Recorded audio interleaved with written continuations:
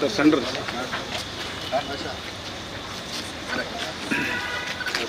Sir sir sir పదండి పదండి sir కొంచెం ముందర మనకి ఇది 580 వాట్స్ ప్యానల్ వచ్చి 580 వాట్స్ మామూలుగా దీనికి ఏం కావాలో ప్రభుత్వం నుంచి ఏం కావాలో ప్రతి ఒక్క సపోర్ట్ కూడా మనం ఇవ్వడం జరుగుతుంది. దీనికోసం ఇంకా అప్లికేషన్స్ ఇంకా కొత్తపల్లి కాన్స్టిట్యున్సీలో 10,000 అప్లికేషన్స్ మనకి ఇంకా అచీవ్ అవ్వాలి, రీచ్ అవ్వాలి. ఉన్నారు కదా బ్యాంక్ సరిగా కాదమ్మా, దాన్ని ఏమైనా చేసుకోవచ్చు కదా, వేరే ఖర్చు వాడుకోవచ్చు కదా. మేము ఇప్పుడు పల్లారెడ్డి రెడ్డి గారు చెప్పారు అంటే అప్పుడు వాళ్ళ పిల్లలు ఉన్నప్పుడు పవర్ అనేది ఎలక్ట్రిసిటీ ఉండేది కాదు. ఇప్పుడు పవర్ లేకపోతే ఎలక్ట్రిసిటీ లేకపోతే ఉండరు. రాత్రి అయితే అందరికీ కరెంట్ కావాల్సిందే, అవునా కాదండి. మొబైల్ అందరికీ దగ్గర మొబైల్ ఉంది, మొబైల్ ఛార్జింగ్ కావాలి. ఇప్పుడు ఏమైందంటే అత్యవసర వస్తువులాగా తయారైంది కరెంట్ అనేది. దీనికోసం ఏంటి, ఎవరి మీద డిపెండ్ అవ్వకుండా మీ ఇంటి మీద పెట్టుకున్న సోలార్ ప్యానల్తో మీకు కనెక్షన్ వస్తుంది. ఇంతే కాకుండా గౌరవ ముఖ్యమంత్రి గారు ఉన్న మీటింగ్లో కూడా మనకి అందరికీ చెప్పడం జరిగింది. ఏంటి, ప్రతి ఊరిలో కూడా 2-3 ఎకరాలు మీరు ఐడెంటిఫై చేయగలిగితే అక్కడ వెండర్ వచ్చి ఇన్స్టాల్ చేసి ప్రతి మనకి ఎస్సీ ఎస్టీ హౌసెస్లో ప్రతి ఒక్కరికి ఫ్రీ ఆఫ్ కనెక్షన్ కూడా కనెక్షన్ ఇవ్వడం జరుగుతుంది. సో ప్రతి ఊళ్ళో కూడా ప్యానల్ ఏర్పాటు చేసి 2-3 ఎకరాలు ఏర్పాటు చేసి అక్కడ కూడా కనెక్షన్ అనేది ఇంటికి ఇవ్వడం జరుగుతుంది. ఒకటి రూట్ టాప్ ఒకటి అయితే ప్రతి ఊళ్ళో కూడా ఐడెంటిఫై చేసి ల్యాండ్ కనెక్షన్ కూడా ఇవ్వడం ఇస్తున్నారు. అర్థమైందా మీకు? చాలా మంది అర్థం కావట్లేదు ఇక్కడ.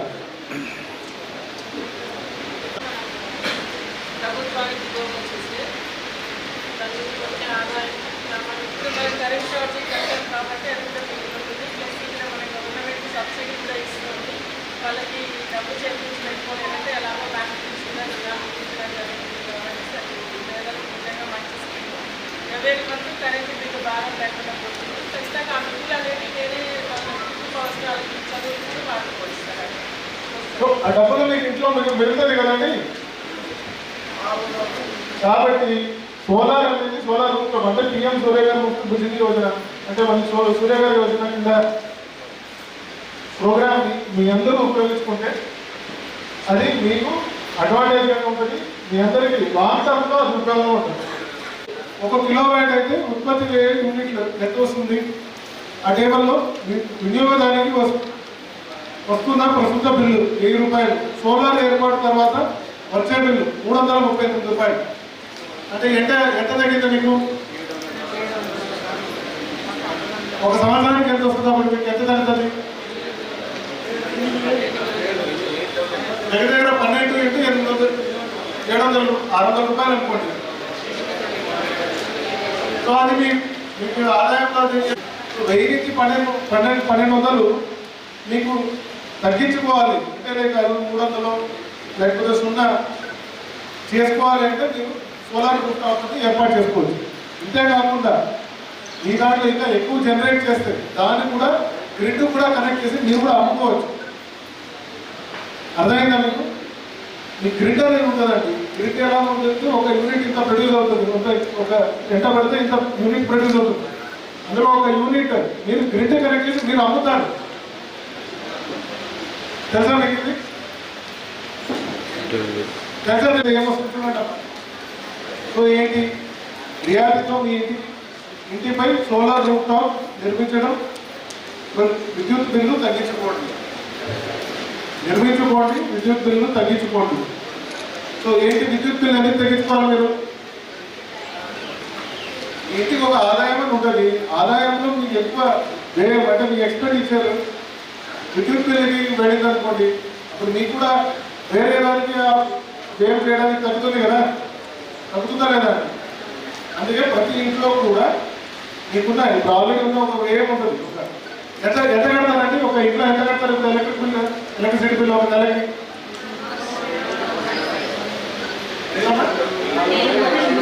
ఒకరు ఎవరైనా చెప్పండి. ఎక్కడికి దీని నుంచి వచ్చే ఉపయోగాలు ఏంటి ఎవరైనా చెప్పగలరండి? ఇక్కడ ఎవరైనా ఒకరు చెప్పగలరా? ఇక్కడ టేబుల్ వేసారు కదా, టేబుల్ చూసారా? దాంట్లో ఏమొస్తుందమ్మా చెప్పాను. పల్లె రంగనాథ్ రెడ్డి గారికి, ఇక్కడ వచ్చిన విద్యుత్ డిపార్ట్మెంట్ ఆఫీషియల్స్కి, ఇక్కడ వచ్చిన అందరికీ బ్యాంకర్లు, మరి అందరు ప్రజలందరికీ నమస్కారం. సో ఈరోజు ఈ కార్యక్రమం మీ అందరికీ ఇప్పుడు గుడి చుట్టూ తిరుగుతాం కానీ మనం కళ్ళారా పొద్దున్న లేస్తేనే మనకు కనపడే దేవుడు సూర్య భగవానుడు. ఆయన ఇచ్చే ఎనర్జీని మనం వాడుకోలేకపోతే నిజంగానే మనము అంతకంటే మనము వేస్ట్ చేసుకున్న వాళ్ళు కాదు. కాకోకుండా ఎన్విరాన్మెంటల్ పొల్యూషన్కి తగ్గించుకునే చాలా అవకాశం మనకి దీనివల్ల జరుగుతుంది. ఈ సోలార్ ఎనర్జీ అని విండ్ ఎనర్జీని పిల్లలకి చెప్తూ ఉంటాం. ఇది వాడాలి. ముందుగా అంతా బొగ్గు వాడేవాళ్ళు కోల్ ఎనర్జీ, ఇంకా లేదంటే పెట్రోల్, డీజిల్ ఇలా ఫాసిల్ ఫ్యూయల్స్ని వాడుతున్నాము. కొద్ది రోజుల తర్వాత మనకు అవి అందుబాటులో ఉండకోకుండా పోతాయి. దానిని మార్చుకోవాలని బుక్కుల వరకు మాత్రమే పరిమితం చేస్తాం మామూలుగా. కానీ మన పిఎం గారి ఆధ్వర్యంలో ఇవాళ నిజంగానే ఆ బుక్కిష్ నాలెడ్జ్ మనం పిల్లలకి చెప్తూ వచ్చేది నిజంగానే ఇవాళ లైవ్లోకి తీసుకొచ్చే ఒక గొప్ప ప్రాజెక్ట్ ఇది పిఎం సూర్య గారు.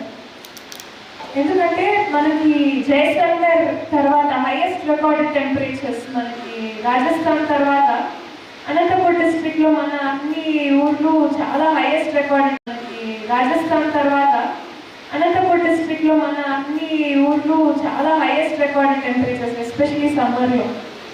సమ్మరే కాదు, మిగతా రోజులు తీసుకున్నా కూడా మనకి వర్షం తక్కువే.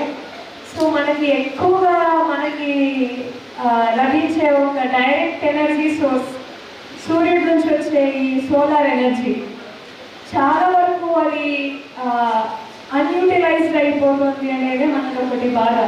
కానీ పిఎం గారు చాలా మంచి ఆలోచన స్టార్ట్గా మిగతా పుట్టపర్తి నియోజకవర్గంలో ఉన్న ఇక్కడికి వాళ్ళ ప్రోగ్రామ్కి అటెండ్ అవుతున్న ప్రతి ఒక్కరికి ధన్యవాదాలు.